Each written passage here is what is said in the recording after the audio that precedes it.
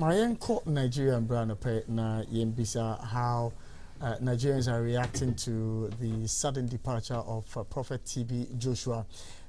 What the stories are in terms of what could have killed him, as you know, he had earlier been speaking about his 58th birthday. We are joined on the show by development communications expert and journalist Mark Iyodo. Hello, good morning, Mark, and thanks so much for joining us. Yeah, thank you for having me. Good morning. I hope you're doing well today, sir. I am. How is Accra this morning, and how are you guys?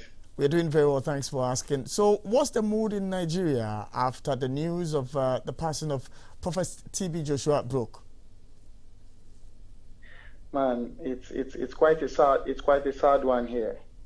It shook everybody. It took a whole lot of people unaware. You could see the fear on the faces of everybody on their social media pages. You see people commenting, sending condolences. A whole lot of people using his picture on their various DPs as a mark of respect for him. Interestingly, even the Muslim communities, those in the Muslim community were even sending messages, posting his pictures.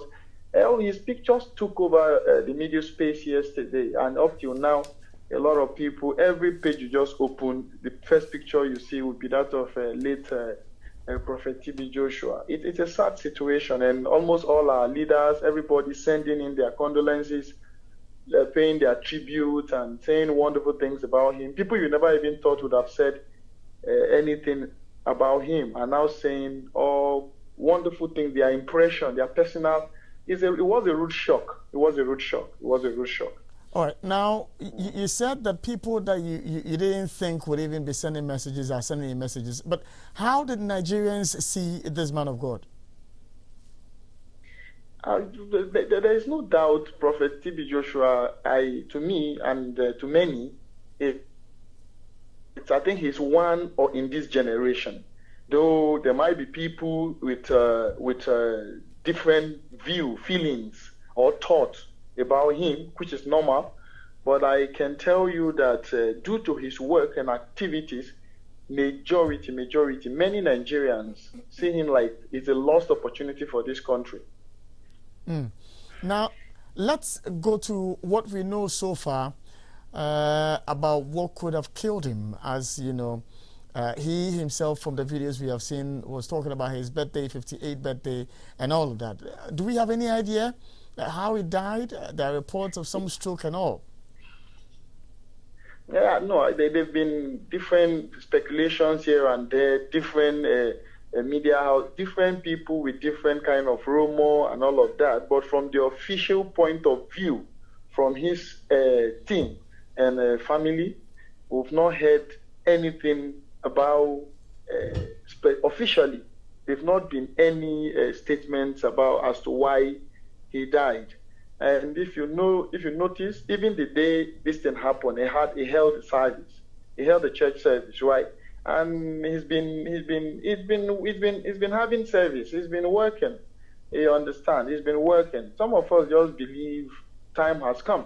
So even if there is an underlying ailment or there is any internal ailment, there is officially nothing has been said. Nothing has been declared that this was the reason. But some people out of their own tell you that he suffered this, he was sick, he died as a result of it, which is normal.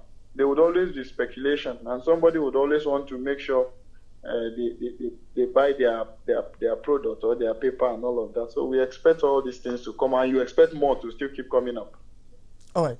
Now, his fellow, pastors in the business of, preaching to the world, has there been reaction from, pastors, big pastors in Nigeria, the bishops in Nigeria? Have you heard them commenting on his death? Yeah, for some, I've heard there've been reactions from all walks of life. As for reaction, there is overwhelming. It's overwhelming. They've been reaction, even in other churches that are not even synagogue. The mood yesterday was very sober on hearing about this man's demise. You understand? If not for anything, even in the president's message and some governor's message, you could see them talking about his benevolence, his good philanthropic act. You understand? If you see after the demise yesterday, you see how people gathered at the synagogue, especially there are a lot of widows that he pays them every month just to sustain. He puts them on certain allowances on monthly basis, and he has been doing that for long. These beggars, there are a whole lot of them that he is the one who foots their bills on monthly basis. He gives them certain allowances. You mention those that he's put on scholarship. You understand? People he don't even know from anywhere that he's put on scholarship. Is it broken homes that he has reconciled and he's paying their bills? Those he's paying their rent. And we're not talking in 1, 2, 3 here. You are talking in hundreds, in thousands. You understand? So that even the president took note, mentioned his philanthropic gesture, and even governors and other top people in the country kept saying this. And you could see messages from them expressing how bad, how disappointed they were as at when the news came out. You understand? Right. That one can never be taken away from him. And for that attitude alone is enough for everybody every sane mind to feel bad when such person loses his life. You understand? Right. Not to even talk of his economic impact upon the country. You understand? His environment where he lives, the kind of job or opportunity he has created. Is it revenue? Is it what? If you are looking at it from the economic perspective, what he does, the number of, even the airlines are going to be missing the demise of this man. The economy will miss the demise of this man. Hotels around where his church is located will miss the demise of this man. Apart from those he's affecting directly. You understand? Because the place has become a pilgrimage ground. And the number of people that troop in on weekly basis, you can imagine the economic activity that created in that Mark, environment. Let me ask my final question then, which has to do with continuity. Now that he's absent, the likelihood of the church being what it was, what do you know?